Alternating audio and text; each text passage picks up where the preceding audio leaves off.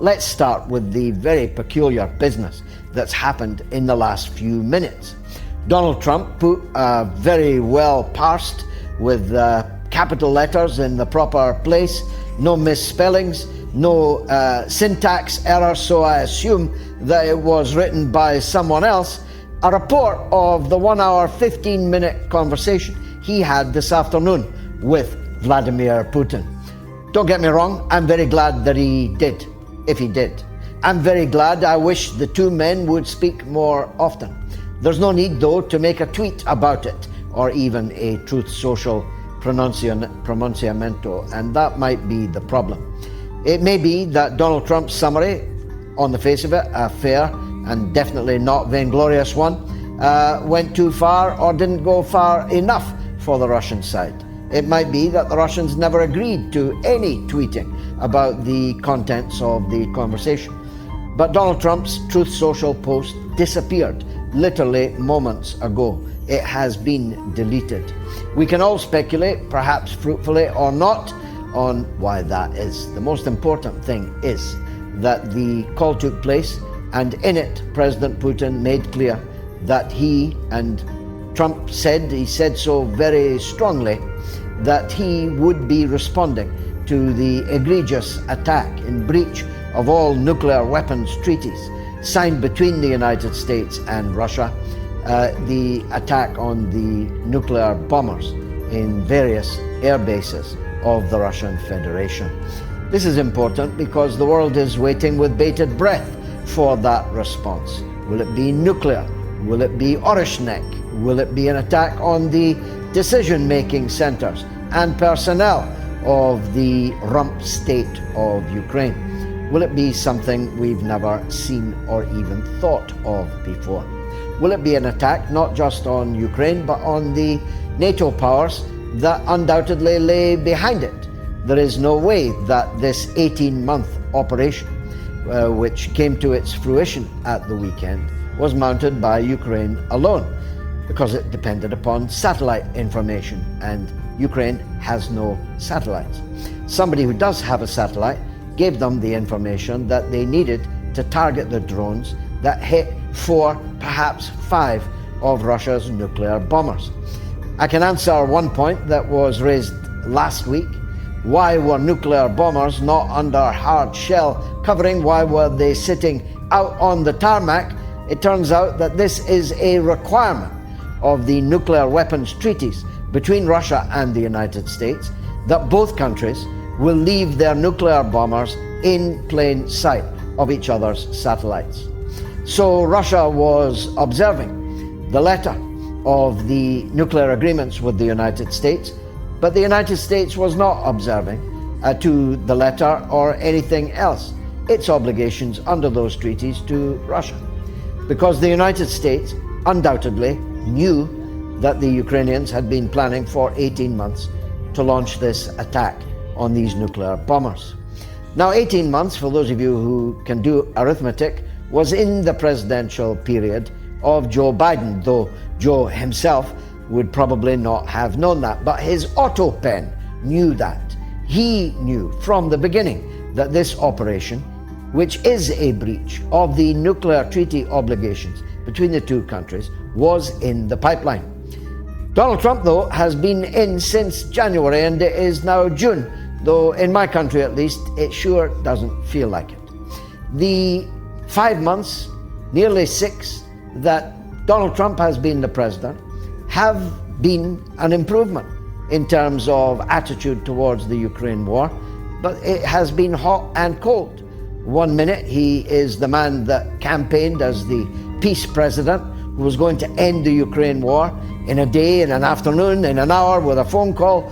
Pick your hyperbole. But he hasn't done any of that. He did stop briefly the supply of weapons, and he did stop briefly the supply of intelligence, only to reinstate both of them. So hot and cold on Ukraine is the best description of the Trump presidency so far. But it begs the question that we are asking in the poll tonight. Did Trump okay the Ukraine attacks on Russia? Yes or no? But this is a trick question, you see.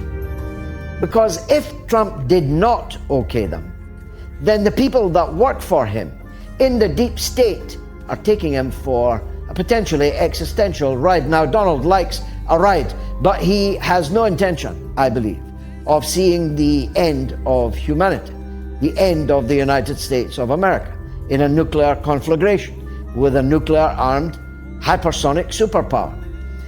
The alternative answer to the question is that he did not okay it, that he was hoodwinked by the people who were operating a Biden-era plan, didn't tell him, in which case Donald Trump is not really the president, definitely not the commander-in-chief, and is being fooled with the wool pulled over his eyes by his own operatives. A clue to that being the proper explanation, the accurate explanation, is that no sooner had Mike Pompeo, the formerly fat controller of the CIA, now a lean and hungry killer, and Lady Lindsey Graham, the senator for South Carolina, who incidentally spent $413,000 of American public money on his hotel accommodation in Kiev. Now, I've lived in Kiev. You can get the best hotel suite in the entire city of Kiev. You can get a 4-girl, 10-girl, 20-hand massage and live the life of Riley in Kiev for $500, not $413,000. But that's what Lindsey Graham did. And his fellow Senator Blumenthal spent even more, $460,000 for a weekend in Kiev. That's a lot of blow. That's a lot of blow jobs. That is a lot of corruption. Because who signed off the expenses run up by both men? Well, somebody called Lindsey Graham, who is the chairman of the Budget Committee. So the US taxpayer paid $1 million almost in one weekend to 2 senators to go abroad and breach the Logan Act, which forbids US officials to travel abroad in order to sabotage the policy of the sitting President of the United States. And there can't be many people who don't believe that that's exactly what they did. Senator Graham mocked President Trump, despite Trump openly supporting Graham in his now hotly contested primary race to be the Republican candidate in the upcoming Senate elections. He said, "Some say that you have no cards, but you've got lots of cards." And no sooner had he said it than the attack on the nuclear bombers began. He mocked President Trump, and he undoubtedly undermined the stated policy of the American president of negotiating an end to this war. Blumenthal and Graham both exhorted the Ukrainian state to still more ferocious fighting and taking the war directly to the Russians rather than seeking to defend the territory in Ukraine that they still currently hold. Now, these trips by American officials, Mike Pompeo and Lindsey Graham and Blumenthal, Senator Blumenthal, these were wrecking, sabotaging efforts.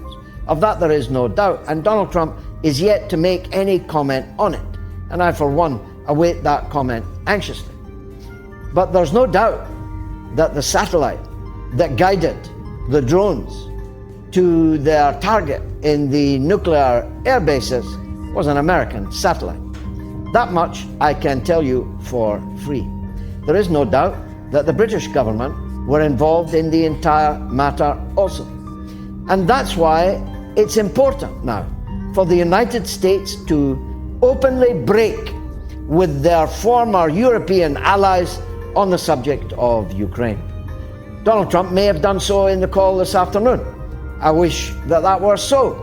But he's going to have to do it publicly, because the former allies of the Americans, the French, the British, the Germans, little Mark Rutte, the head of NATO, are all turning up the dial for more war. And that's an existential threat to all of us. Keir Starmer, the British Prime Minister, who reached rock bottom levels of public approval in the polls this week, falling to 12% approval. 12% approval. Was nonetheless out on the podium announcing dramatic new postures. And postures is, for the moment, exactly what they are, that Britain is now on a war footing, that his mission is to get Britain war ready for war with Russia, the possessor of the largest number of nuclear weapons in the world. This, as the Prime Minister of a country that is literally going down the drain. It is in a state of economic, social, and cultural paralysis and crisis. He cannot stop a dinghy bringing military-aged young men sailing across the English Channel and landing on the beaches thereafter for an indeterminate time of years, costing the rest of us £220 per day in hotel accommodation alone. But he's going to fight the Russians. He can't smash the gangs, but he's going to smash the Russians. He can't smash the organized criminals who are sailing these poor, hapless refugees, illegal migrants, whatever you're going to call them. But he's going to stop the largest army in Europe, battle-hardened after all this time, at the battlefront in Ukraine. And little Rutte made a fool of himself this afternoon. He said that NATO is more powerful than the Roman Empire and more powerful than the Napoleonic Empire. Now, people who think they're Napoleon are quite commonly found in Ward 5 at Broadmoor and other similar institutes for the criminally insane. It's odd that the General Secretary of NATO should choose Napoleon of all people as an exemplar of his military prowess, although Mark Rutte has never fired a gun in anger in his puff, if you get my meaning. But the vainglory of that statement shows the scale of the problem that we have. These runts, Ruttes and runts, in London, in Paris, in Brussels, and in Berlin, are dragging us to Armageddon. And Donald Trump has to stop it. He has to put these puppets back into their boxes. He has to tell them that they can no longer go around the world threatening people with America's army, because America's army ain't coming. America is butting out of the Ukraine war. That'll bring it to a close quite quickly, if I'm any judge. I want to move on only because I have an important issue that we must discuss. It is the YouGov Eurotrack survey, a massive survey, not by Moats, but by YouGov, a pro-NATO, pro-EU, pro-Israel polling company. YouGov Eurotrack survey has just shown that the bottom has fallen out of the market so far as Israel in Western Europe is concerned. Here are the figures. In Spain, Israel's standing is at minus 55. In Denmark, minus 54. In Italy, minus 52. In France, minus 48. In the UK, minus 46. And in Germany, which has practically allowed itself to be annexed by Tel Aviv, it's minus 44. And across all 6 countries, just 6 to 16% view Israel's response in Gaza since October 7th as having been proportionate. Now, these figures fill my heart with joy. They square with what we see and hear on social media, on the streets, in protests, in boycotts, in empty McDonald's, in empty Starbucks and all the rest. Squares with that. Makes me very happy to see those figures. For I was in this cause when those figures would have been, at the very least, reversed.